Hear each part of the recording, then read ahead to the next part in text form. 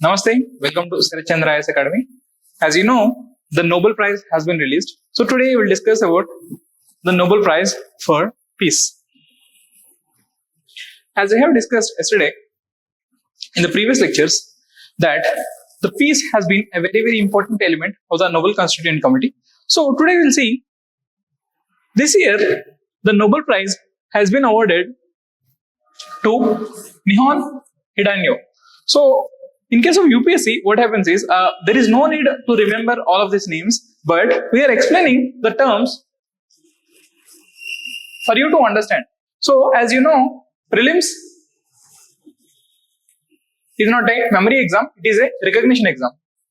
So you just have to recognize the option. So you need not remember the name, but if the option, one of the options says Nihon Hidankyo, should know it is related to the peace process. So it is related to the disarmament. So what is this Nihon Hidankyo? So they are a group which advocate for nuclear disarmament. So they advocate for nuclear disarmament. So that means they wanted a world which is free of nuclear weapons. So nuclear weapons, as you know, have been used only twice in the history. So they have been used in the year 1945 on the Japan. So the Japanese cities of the Japanese cities of Hiroshima and Nagasaki have been the victims. So the two cities of Hiroshima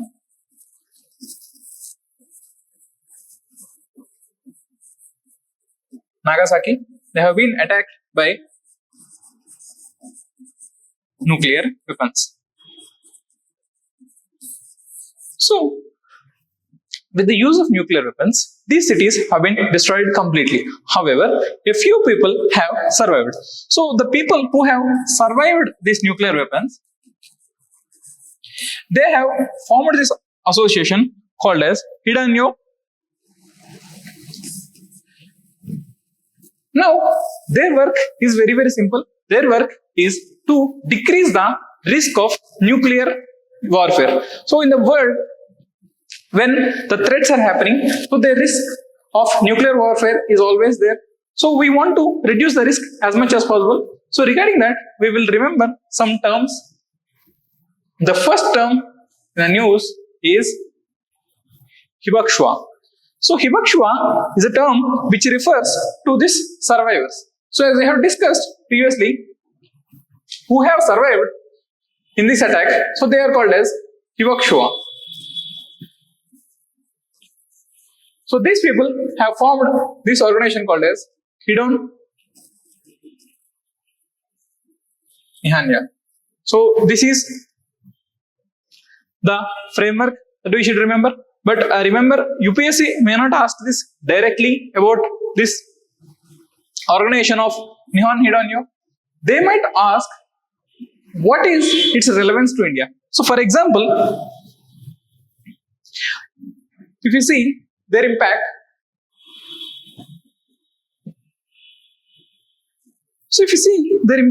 what they did is, now they have understood the threat of nuclear warfare.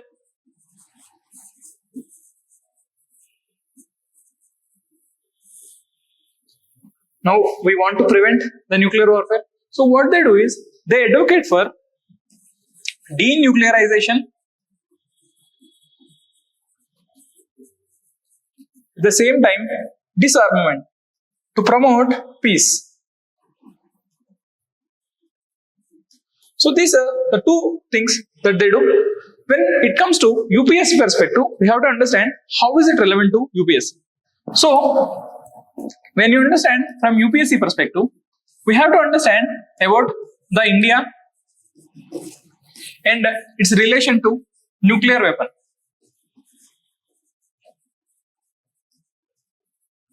You see, recently an organization called CIPRI has produced a report which said that both India, Pakistan, and China are increasing the nuclear stockpile.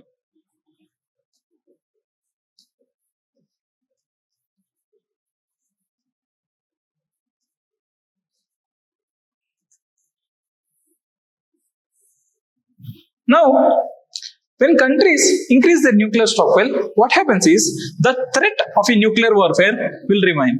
So, the threat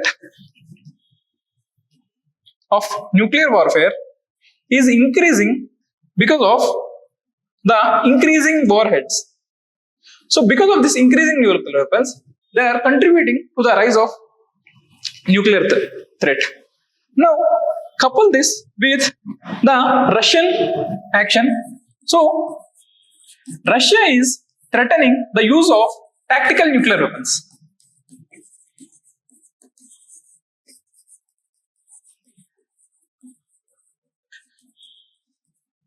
So, tactical nuclear weapons are small scale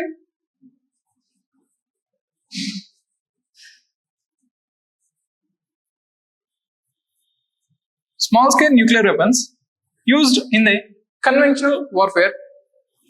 These are aimed not at maximum destruction, these are aimed at creating deterrence for the enemy.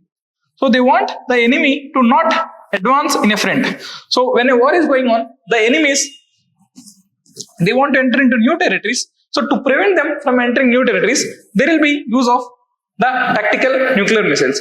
So these two will become our current affair points. One is the CIPRI report, which quotes that the stockpile of Indian and Pakistani nuclear warheads is increasing. So that is the first point. Second point is the threat of the Russia to use nuclear weapons against non-nuclear states and also as a tactical weapon. So these two raises the concern of nuclear warfare in the present era. Now, when it comes to India, we have to understand the Indian position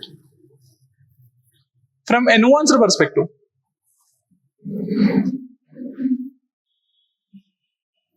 Now, before understanding Indian position, let us understand the global initiatives that have been taking place. So, first one is in the year 1946, the UN Atomic Energy Commission was commissioned to address the challenges posed by atomic energy. Because on one hand, we need atomic energy. On the other hand, we don't want the atomic energy to be used for non-peaceful purposes. So to regulate that, we have established the UN Atomic Energy Commission. And second, in the year 1963, so there is a treaty called Partial Test Ban Treaty, PTBT, signed, in which they have banned the testing of nuclear weapons in an open environment. Now, again, this is problematic because they have created exemptions.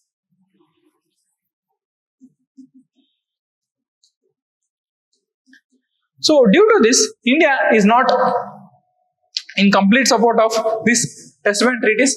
And in the 1968, so there is another treaty, Nuclear Non-Proliferation Treaty.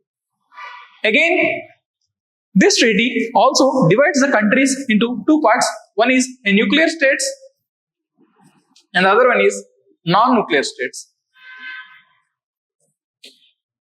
Again, India did not support this because this will divide the world into two categories. One is a nuclear country and the other one is a non-nuclear country.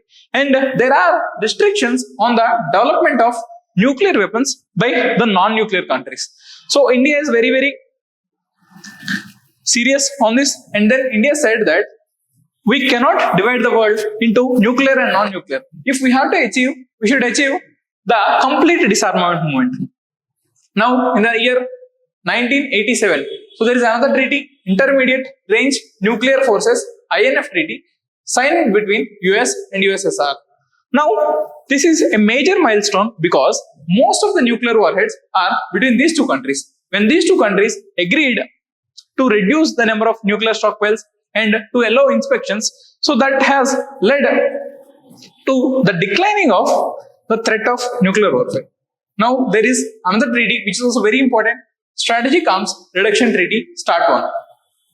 This treaty is also in news because it was not renewed.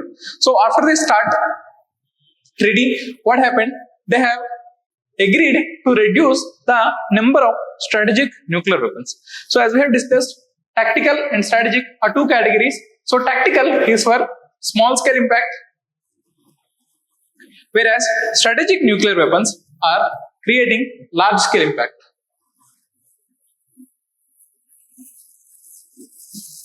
So these are the two categories. Now, if we come to the recent initiatives, so in the recent initiative, in the year 1996, so there is a new treaty called Comprehensive Nuclear Test Ban Treaty, CTBT, which has banned all nuclear explosions. So not only open nuclear explosions, it has banned all nuclear explosions by all countries. Now, India has not signed initially, but it signed later. So we'll come to Indian stance in a minute. Now, in the year 2009, the START has got a new renewal in the form of New START. Again, the idea is very similar, that to reduce the nuclear stockpile between these countries. In the year 2017, there is a new treaty on the prohibition of nuclear weapons. So this treaty calls for complete and total elimination. So this treaty came into force in the year 2021. Yet, India has not ratified this treaty. In the latest news that we have already discussed, in the year 2022 and also in the year 2024, Russia has threatened the use of nuclear weapons on non-nuclear states. So these are the evolution of the nuclear weapons. So in UPSC, what happens is, when there is a topic in news, generally they don't only restrict themselves to that topic. So now this year, the Peace Prize has been awarded to this nuclear disarmament group. So maybe there is a scope that this year the question can come in this direction. Now we will see it from the perspective of UPSC. So in case of UPSC perspective, we will concentrate on India's stand. So in which treaties India has taken a stand. So if you see, all these treaties were signed by India and this treaty was not signed by India. Now we will come to each of the treaties. The first treaty is Global Ban on Nuclear Testing. So India supports it, that there should not be any sort of testing, because testing not only encourages other countries a competitive behavior, but it also encourages radiation poisoning in the atmosphere. So we don't want to have a radiation poisoning. So India advocates this position, and also India has backed a comprehensive test ban treaty. So these two positions are in consonance with each other. Now India also allowed the IAEA inspectors, International Atomic Energy Agency. So India has allowed these agencies to come to inspect our civilian nuclear facilities, not military facilities, only civilian facilities. And at last, the recent treaty on prohibition of nuclear weapons. So as we have discussed, India have signed this treaty. So they have signed but not ratified. So they did not ratify it in the parliament. Hence, this treaty is not binding on India as of now. India has signed the treaty, but it has not ratified. And as we have discussed, the another treaty, that is Non-Proliferation Treaty. Non-Proliferation Treaty is discriminatory because it classifies the countries into nuclear haves and nuclear have-nots. So when you classify the country into two different categories, nuclear countries and non-nuclear countries, and you impose ban only on the non-nuclear countries regarding development of nuclear facilities, so this will perpetuate the power balance forever. So India is not in favor of this discriminatory treatment. Hence, India wants a regime which is in complete disarmament. So India supports global disarmament movement.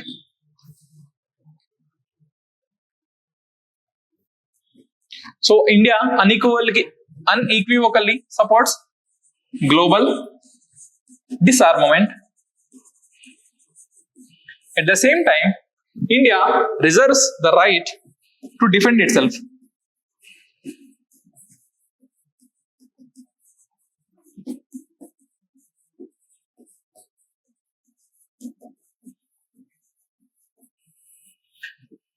Hence, unless every country in the neighborhood of South Asia also undertakes nuclear disarmament, India is not ready to undertake disarmament. Not only that, India also have a no first use policy.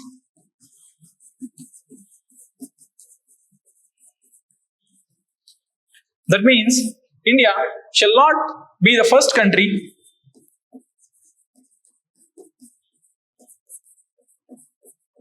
to use nuclear weapons.